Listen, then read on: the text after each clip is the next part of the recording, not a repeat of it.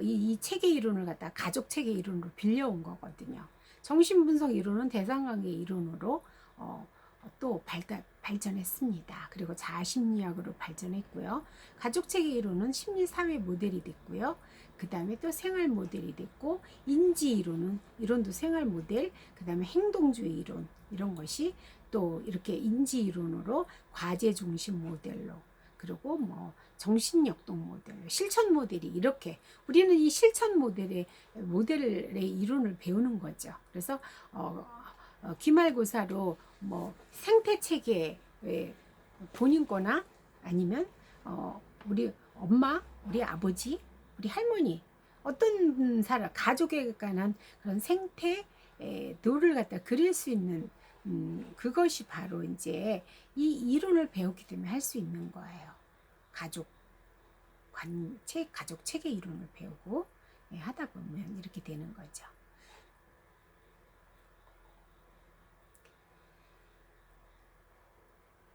네, 쭉 사회복지 실천을 위한 지식 및 기술에서는요, 아까 거시적인 거 얘기했었잖아요. 전문적 발달을 위한 지식 기술, 그 다음에 행정적 측면의 지식 기술이 필요하고요. 정책적 측면, 그 다음에 기본적인 대인관계 기술, 그 다음에 클라이언트 체계의 개입을 위한 이제 이론적 지식, 이런 것들이 이제 필요한 거죠. 그래서 이제 PPT 를 이제 보면은 PPT가 지금 48쪽이에요. 전문적 발달을 위한 지식 기술은 자아인식, 전문적 성장에 대한 책임감, 효과성 평가. 행정적 측면의 지식 기술은 기관의 사명과 철학에 대한 이해, 그 다음에 기관의 공식적, 비공식적 구조 파악. 네, 관료제도 내에서 기능하는 능력, 기록 유지와 기록 능력. 네, 그냥 말만 하고 하는 게 아니라 다 문서로 우리는 클라이언트를 만나면 남겨야 되거든요. 그래서 이런 이제 기록 유지와 기록 능력을 얘기하는 거고요. 다 파일을 준비하죠. 정책적 측면의 지식 기술은 기관 운영에 영향을 주는 국가, 지방 단위의 복지 정책을 대해서 이해하고 지역사회에 대해서 이해를 하고요. 지역사회 복지 서비스 전달 체계에 관한 지식 및 활용 기술, 이거를 보면 되겠고요. 대인관계 기술에서는 대인관계에 필요한 의사소통 기술, 동료와의 관계 형성 기술을 이거를 이제 익히면 되겠습니다. 클라이언트 체계 개입을 위한 지식, 이거는 조금 아까 얘기했듯이 여러 가지 인간 행동의 다양성에 대한 이제 지식과 면접, 사정 기술, 개입 기술, 평가 기술, 종결 기술, 뭐 이런 여러 가지 기술을 볼 수 있겠습니다. 네. 네. 실천 기술의 활용을 보겠습니다. 네. 교과서 36페이지를 한번 보겠습니다. 여러분들 이걸 다 읽어드릴 수가 없어요. 그래서 여러분들이 이거를 이제 PPT는 그 중에서 이제 가장 중요한 것만 골랐으니까 여러분들이 보시면 되겠습니다. 책을 좀 보셔야 돼요. PPT를 보면 51쪽을 보면 기술과 종지에서 물질적 원조하기, 네, 그 다음엔 지지하기, 이건 심리적인 거죠. 보호하기. 그 다음 모델링과 사회 기술을 훈련시키고요. 그리고 재구성하고 해석하기, 적응, 상담 기술, 불안 억누르기, 뭐 권한 부여, 협상하기, 연계하기가 뭐예요?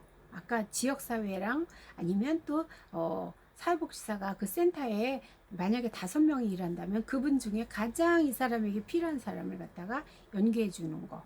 네, 아니면 내가 감당할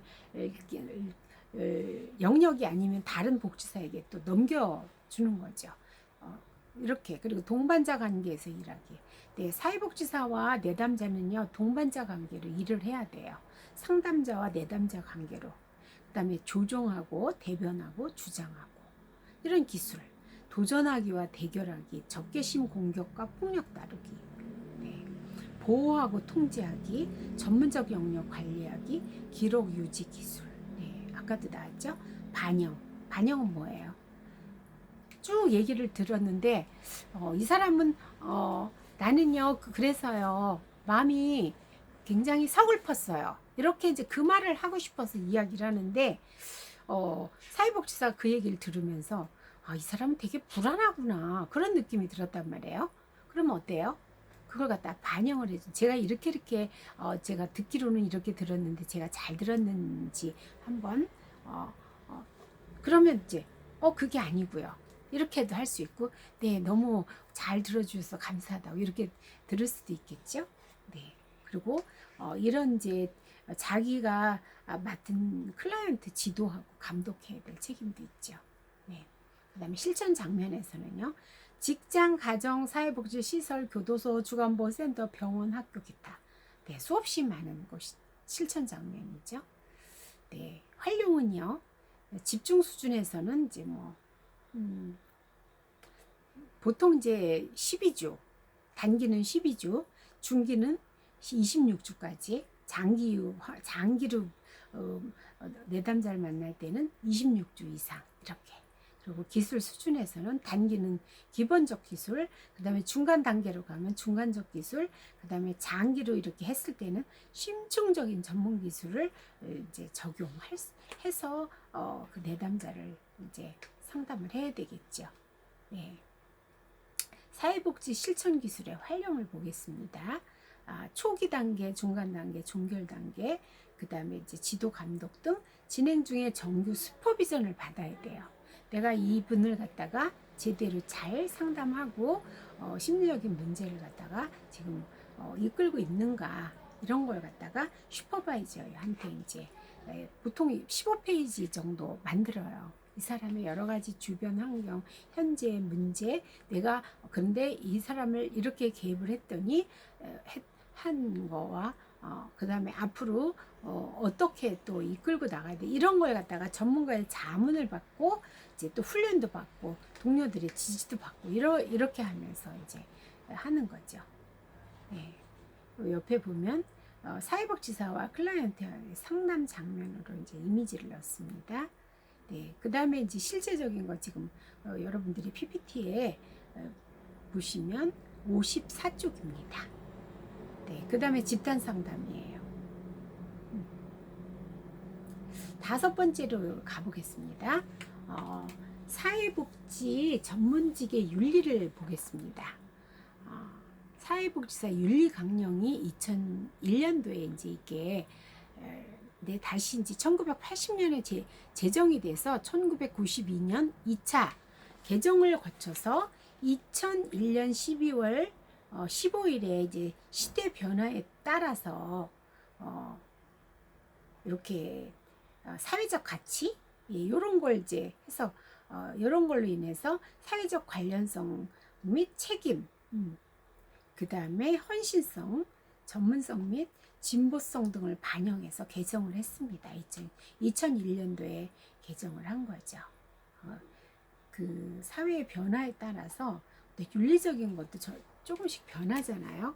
그래서 이제 이런 거를 또 이 윤리가 굉장히 중요하죠. 여러분들 윤리가 뭐라고 생각하세요? 여기 윤리 나왔어요.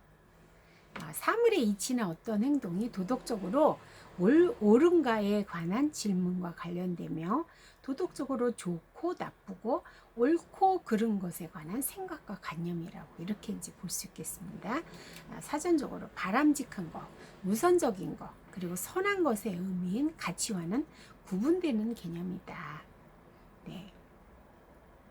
그 사회의 구성원이 공유하는 가치를 의미한다. 이렇게 볼 수 있겠습니다.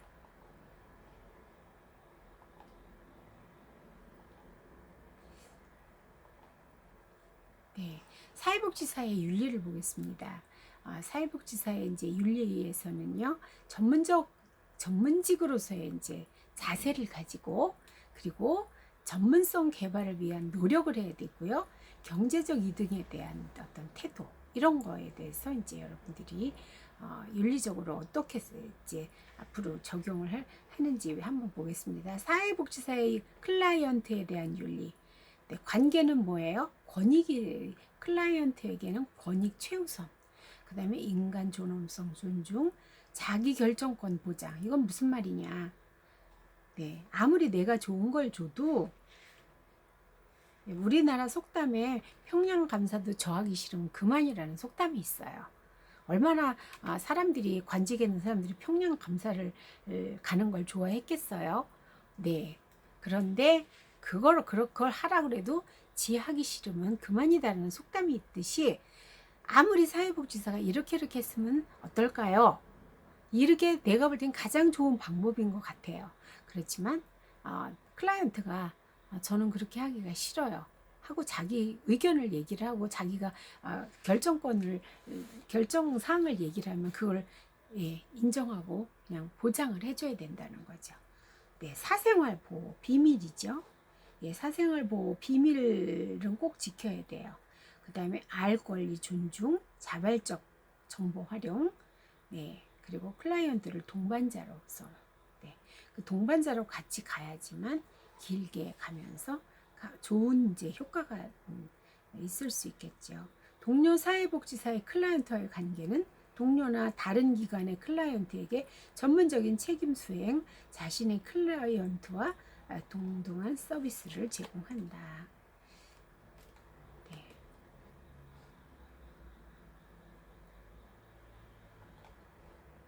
또 그 다음을 보겠습니다.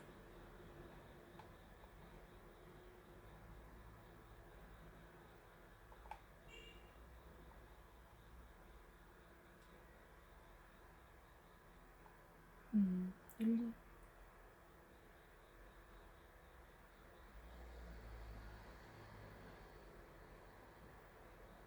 네.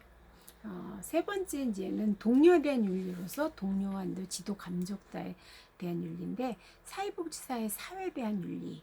그래서 사회적 약자, 옹호와 대변, 그 다음에 서비스 개발을 위한 국가 사회 정책에 적극적인 참여 지원, 그리고 사회 환경 개선과 사회 정의 증진을 위한 사회 정책 수립, 네, 그리고 지역사회 문제에 적극 동참한다. 사회에 대한 윤리를 얘기하는 거예요. 그리고 이제 기관에 대한 윤리가 이제 내가 지금 대방동에 노인복지관에서 근무를 한다 그러면 이제 그 기관에 윤리가 있을 거 아니에요. 네, 기관 정책 목표를 달성을 하도록 해야 되고요. 그 다음에 서비스 효율성과 효과성을 증진하고, 이게 뭐냐면 내가 내 클라이언트에게 얼마만큼 그 효율성 있게 그분을 도우느냐. 어떤 사람은요 돈을 1,000원을 써도요 정말 그 1,000원의 가치가 정말 빛나게 쓰는 사람이 있는가 하면 어떤 사람은 정말 허접하게 이제 돈을 쓰는 사람이 있죠. 그래서 이 서비스도 얼마나 효율성 있게 효과성 있게 이렇게 이제 서비스를 제공하느냐, 이걸 증진하라는 거죠. 기관 목표를 위해서만 기관 자원을 활용을 한다. 네, 다른 데까지 쓸 수는 없겠죠. 기관의 부당한 정책이나 요구에 대한 공식적 절차 활용. 네, 기관에서 혹시라도 이제 비리라든지 이런 거를 하도록 요구했을 때, 그 다음에 정책 전문 단체 활동에 적극적으로 참여를 하고, 사회복지사들은요 파워가 좀 있어요. 네, 단체 활동에 적극적으로 참여하고 윤리적으로 여기에 맞다고 얘기를 하는, 기관의 성장 발전을 위한 노력이 필요하다, 이렇게 볼 수 있겠습니다. 네, 사회복지윤리위원회의 구성과 운영, 한국사회복지사 협회의 윤리적 권고와 결정 존중, 사회복지 실천율을 위한 노력, 또 윤리위원회의 공식적 절차에 의한 비윤리적인 어떤 행위에 대처를 해야 된다, 이렇게 하고요. 교과서를 좀 잠깐 볼까요? 사회복지사의 윤리에서 39페이지를 한번 보겠습니다. 여기 책에 나온 게 뭐가 있냐면 로엔버그하고 돌고프가 윤리 원칙 준거 틀을 갖다가 이제 여기 박스에 이게 39페이지에 생명 보호의 원칙, 네. 그다음에 평등과 불평등의 원칙, 자율성과 자율의 원칙, 그다음에 해의 최소화 원칙. 혹시 해를 끼치게 된 어떤 게 있다면 최소화 원칙을 가지고요.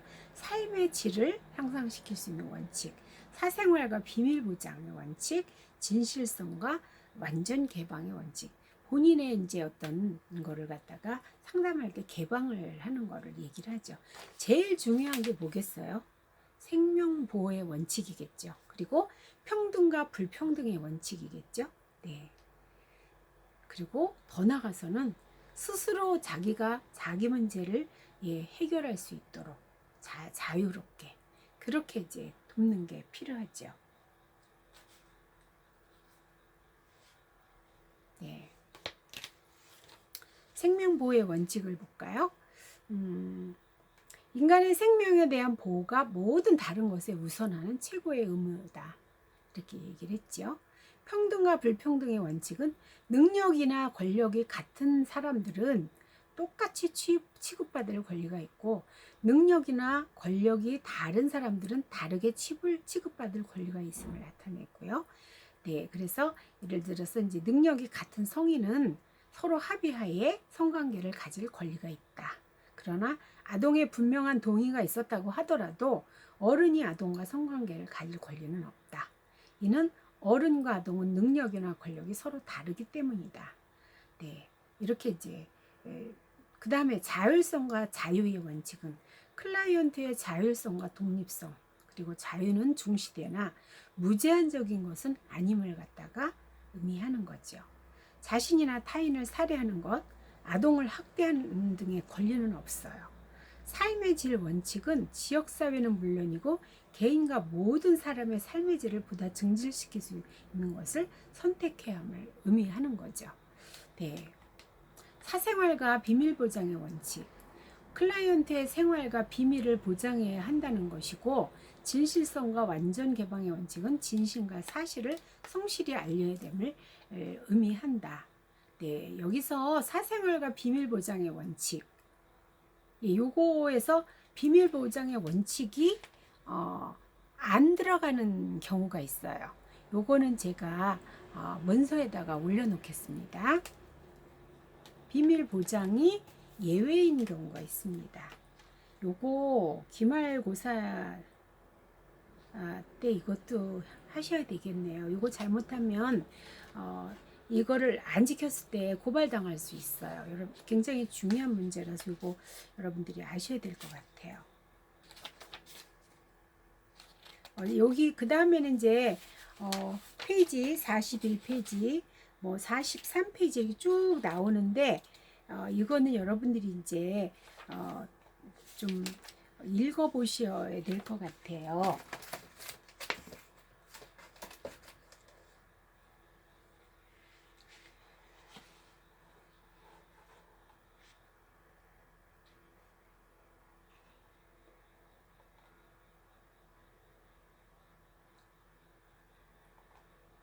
네, 사회복지 전문직의 윤리 해가지고 이제 여기 PPT에 나와 있습니다. 61쪽. 네. 사회복지서는 사회복지의 기본 이념과 실천 가치에 부합하는 전문가로서 역할과 기능을 실천 현장에서 적용해야 된다. 네. 그리고 그러나 사회복지사는 실천 현장에서 두 가지 이상의 가치 내지는 윤리가 상충되는 가치 갈등으로 인해서 윤리적인 딜레마를 겪게 되는 경우가 있다. 이렇게 이제 이렇게 나왔는데 두 가지 이상의 가치나 윤리. 예. 제가 그냥 예를 들어 보면 어떤 분이 나이가 많고 결혼도 안 했어요. 근데 실제로는 사실혼 관계 있어요. 근데 혼인 신고를 안 했죠. 이제 실제로 사실혼 관계 있지만 그리고 이분이 어, 재산도 없어요. 법적으로 재산이 없어요. 그러나 실제로 재산이 있어요. 아파트가 본인 거지만 다른 사람의 이름으로 돼 있어요. 근데 이런 분이 사회복지사를 찾아와서 나를 이제 기초생활 수급자로 해달라. 그러면 그걸 그 사실을 다 알고 있을 때 사회복지사는 어떻게 해야 될까요? 네, 법적으로는 아무 문제가 없어요. 재산도 없어요. 또 결혼도 안 했어요. 그럼 어때요? 이 사람은 분명히 이제 보호받아야 될 기초생활 수급을 받아야 될 나이도 70이 넘었고 그리고 재산도 없지. 그러면 사회복지사는 이제 법적으로는 아무 문제가 없지만 실제로 어때요? 이미 이제 어떤 분하고 같이 살고 있고 그 아파트도 본인의 것이고 그러면 사회복지사는 이럴 때 이제 법과 현재 이제 그런 거에 이제 이 사람이 이제 요청을 했을 때 어떻게 할 것인가, 네, 어디까지 국가의 혜택을 이 사람에게 줄 것인가 이런 윤리적인 면에서 이제 고민을 할 수가 있겠죠. 네. 그래서 여러 가지 이제 윤리 문제와 가치의 상충이라든지 의무가 또 상충되고 또 클라이언트 체계의 다중성, 누가 클라이언트인지 개입의 초점이 어려울 경우가 있고요. 결과에 장기적으로 그 효과가 할 때 어떤 결정이 최우선인지 의심스러울 때도 있죠. 왜냐하면 알코올 중독으로 인해서 삶에 이제 그게 무너진 사람들이 있잖아요. 이런 사람들을 이제 그 사회복지 적으로 개입을 해서 이제 뭐 치료도 받게 하고 네 그랬지만 효과가 없을 경우가 있죠. 네 그럴 때 어디까지 내가 도와야 되는지 이런 것들이 본인으로 하여금 이제 굉장히 갈등을 하겠죠. 네. 또 보겠습니다. 넘어가질 않네.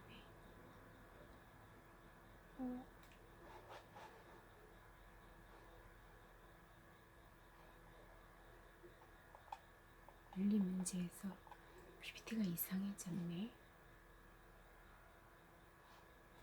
그럼 PPT 이제 그만 사용해야 되겠습니다.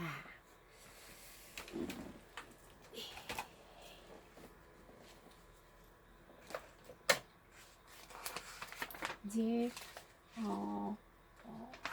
동료에 대한 윤리, 그 다음에 기본적인 윤리, 또 사회에 대한 윤리, 또 기관에 대한 윤리, 이런 것들 여러분들이 좀 읽어보셔야 돼요. 그래서 아직 이해가 잘 안 될 수도 있겠지만 여러분들이 이제 그걸 통해서 이제 한번 지금은 잘 모르시겠지만 자꾸 읽어보시면서 그리고 이 책에는요 45, 46, 47 요게 이제 이번 챕터에서 여러분들이 공부하신 걸 갖다가 한번 체크해보는 그런 요게 이제 퀴즈로 나와 있어요. 여러분들 요거 퀴즈로 해서 매주 올려주시면 이분은 그 성적을 제가 좀 더 이제 기말고사 끝나면은 플러스를 해드릴 거예요. 그래서 여러분들이 요거 퀴즈를 45, 46, 47 문제가 10문제예요. 여러분들이 이거 푸시고 어떻게 성적이 나왔는지는 상관이 없어요. 왜냐하면 성적 나온 거는 많이 틀렸다면 여러분들은 그거를 이제 공부하시면 되니까. 그래서 착실하게 이제 이게 실력이 좀 늘어나셨으면 좋겠어요. 나중에 1급 시험 보실 때 그때 유용하게 이게 이제 여기 문제 푸는 것이 네 기본을 이제 시험을 볼 때 기본을 알기 위한 문제도 나오니까 네 이거 괜찮을 것 같아요. 그렇게 하셔서 기말 때 네, 문제를 다 풀으신 분은 제가 점수를 좀 더 드리려고 해요. 그거는 여러분들이 이제 쭉 15주 동안 한 거를 갖다가 이 한 거를 사진을 찍어서 놓으시든지 그렇게 해서 저한테 보내주시면 될 것 같아요. 네. 그래서 오늘은 이제 이렇게 1장 사회복지 실천 기술의 이제 그 이해, 네, 요거를 배웠습니다. 여기서 가장 중요한 게 뭘까요? 기술의 개념, 그 다음에 사회복지사의 역할, 그리고 사회복지 전문직의 윤리, 그리고 사회복지 실천 현장 분야, 이제 그리고 사회복지 실천 기술의 활용, 이렇게 이제 여러분들이 배우셨어요. 네, 가장 중요한 것은 네, 사회복지 실천 기술의 개념과 역할, 요거를 아시고 그 다음에 이제 실천 분야는 여러분들이 어느 곳으로 들어가실지는 아직 모르잖아요. 계속 이제 생각하시면서 졸업하실 때 되면 아마 결정이 될 거예요. 내가 어느 쪽으로 가야 되겠다. 네. 그러면 이제 그때는 배우신 거를 갖다가 활용하고 내가 내 경험과 내가 가지고 있는 가치관을 통해서 사회복지사의 전문직의 어떤 윤리적인 부분도 나의 경험과 지식과 또한 내가 가지고 있는 양심에 의거해서 내가 사회복지 그 윤리를 지켜가면서 여러분들이 활동을 하실 수 있으리라고 생각을 합니다. 여러분들 오늘 첫 번째 시간인데 이제 수업 일정과 그 다음에 일과를 오늘 마치셨습니다. 수고 많으셨습니다. 제가 빨리 이거를 라이브 방송을 이제 숙지를 해서 녹음을 이렇게 녹화를 해야 되는 거를 빨리 배워서 여러분들한테 저도 이렇게 제공해드리고 싶어요. 그렇게 빨리 되도록 노력을 하겠습니다. 여러분들 다음 주에 뵐게요. 안녕히 계세요. 수고하셨습니다.